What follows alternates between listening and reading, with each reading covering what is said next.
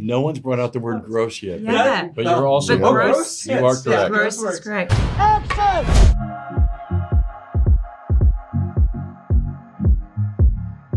I think what we have here in Hollywood is high art. It's Party time! Sparkle time!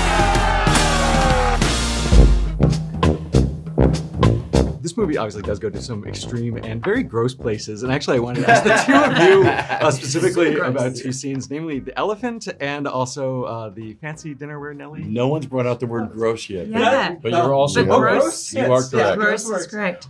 Diego, you were in the elephant. Well, with the elephant, and your elbows in that. I would love to have like here Linus, the DP, because I remember the shot when everything is coming into you, when it was coming into him.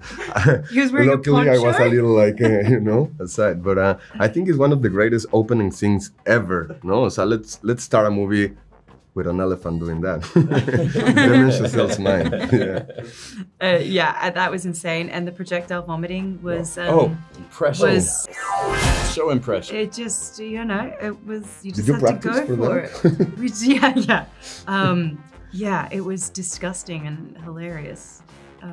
Like a lot of things in this movie. Yeah, I mean, by all reports, it was a rock and roll time. It was unregulated, it was new. They were figuring out who they were, what the community is, and it was the wild, wild west. It's the most magical place in the world.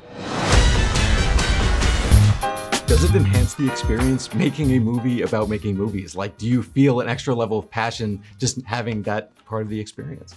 I don't know if I thought of it that way. Yeah, because it kind of made it funny just to be like, yeah, we're making a movie about movies, and then you would see like the mics or whatever, and then you see the actual mics above it. And I'm like, yo, this is super crazy. Like, it's a little tricky. There's cameras on cameras. I remember there was a couple times where we'd be performing and be like, looking at the camera. That's not the camera. That's nope. No, that's the camera that's in this. Oh, I knew it's that. a little like Inception, you know? A dream within a dream.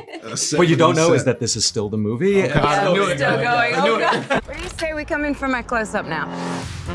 One thing that struck me watching this movie is that there was a lot of glamour shown in the life of being an actor, but there's also quite a lot of tragedy and nightmare. Yes. Action! And tears! Being actors, like, to what degree do you like internalize that and just think about it in relationship with your own careers?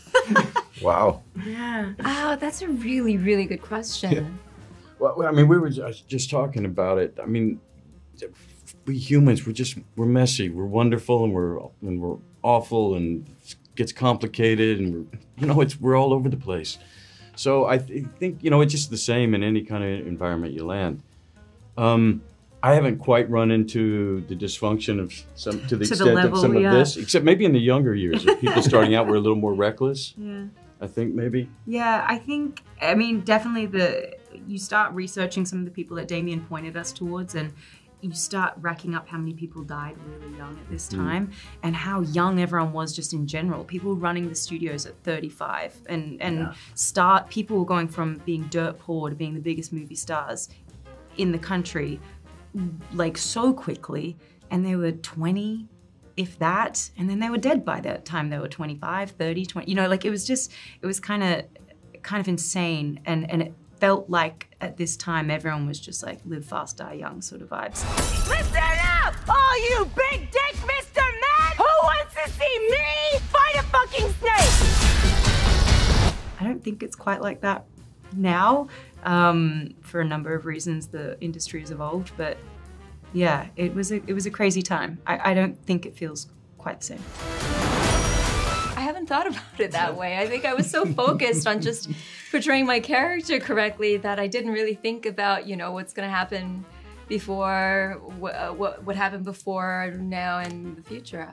You could say I was in the moment. Seeing the things that they had to deal with back then and noting it as it still kind of exists now, especially like with like the sound, like the issue with sound and like the issue with like trying to get the lighting right and like the red light and coming into the studio. Oh my gosh, yeah. Because I've gotten yelled at before about walking into, what do you call it? Always. The stages and ignoring the red light. This is early in my already early career, but still. Yeah, because you're not stealthy. Yeah, I'm not stealthy. I'm not stealthy. He's coming here and making all this noise, man. Tell me, do you miss the silence? No. Sound is how we redefine the form. Sound! I like the idea that they were all pioneers, you know, like pirates, like finding what to do and taking risks all the time, because there wasn't like a book to go to, like movie making 101. No, there was a, so they were like literally the first ones, like building something. And I like that about Babylon also. And we built something, no? Yeah. You can feel it. It's something bigger than life. You are playing fictional people and fictional stories, but I know that Damien Chazelle did just so much research. I'm curious just how you both engaged with real history and if there were any just real people whose stories you found connections with. Yeah, my character was based on Anna May Wong, so there was a lot of research on hers. On her, I read her biography, I watched a lot of her films. And then, of course, the opening number, the tuxedo number, was inspired by Marlene Dietrich in Morocco. Yeah, a bunch of research done. Damien and I met together for a very intensive 3-day masterclass where he and I just chatted about how we want Lady Fay to go, anywhere from how she walked or how she carried herself or what octave she spoke at, how much breath is in it, all the words. Sure did. I like how you said that. Damien really, it was interesting getting those earlier conversations with him once we all came on board, because it was just kind of like an open forum. I mean, we've read the scenes obviously and went through each of the scenes, but then he's kind of like, what do you think about this? And, you know, in my opinion, I feel like Sidney will sound like, you know, he has like a melodic to his speech. What do you think? And then we would compare it to like actual artists like Miles Davis, Louis Armstrong, which I kind of wanted to drift away from because that's like the easy choice. But Curtis Mosby was someone that Damien brought to my attention. And then obviously being knowledgeable of like the earlier like Duke Ellington, all the people of that era that I wasn't really familiar with outside of just listening to the music like once or twice. Sure. It was really cool to get to explore that with him and the way he presents all the information that he has, but he'll like give you everything and then he'll like let you pick and choose like what's gonna be most beneficial to you as you're translating the character from script to screen. It's gonna be what it's gonna be. Just as far as like the structure of this narrative goes and these characters, I mean, you're dealing with a lot of time jumps and spaces in between these stories. I'm curious just to what degree each of you kind of basically dug into this parts of the stories that we're not hearing just to fill out your characters. Well, yeah, sure. I mean, it's always the case.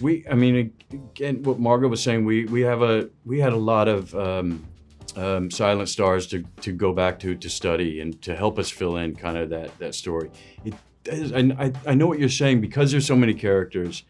You know, what Damien focuses on as far as their arc is interesting. You don't see the same. So yeah, I think it was just I think it's just inherent to what we do. Yeah. Yeah. Can you guys explain this better? Surely you can. I kind of do it with every character, like come up with all the stuff that you're not going to see on screen, but it helps me deliver what you do see on the screen. So Nellie was definitely no different. Like in my mind, I plotted out her childhood, her teen years. Thank you. Thank you. Honey, you don't become a star. You either are one or you ain't. I am. One thing that both of you share in common is these really just key scenes for both of your characters with Diego Calva, where you are both pressured to change who you are to fit a certain standard of the industry. And it obviously is such an impactful moment for both of your characters. I'm curious just how you approached it, just personally with Damien Chazelle and with Diego Calva.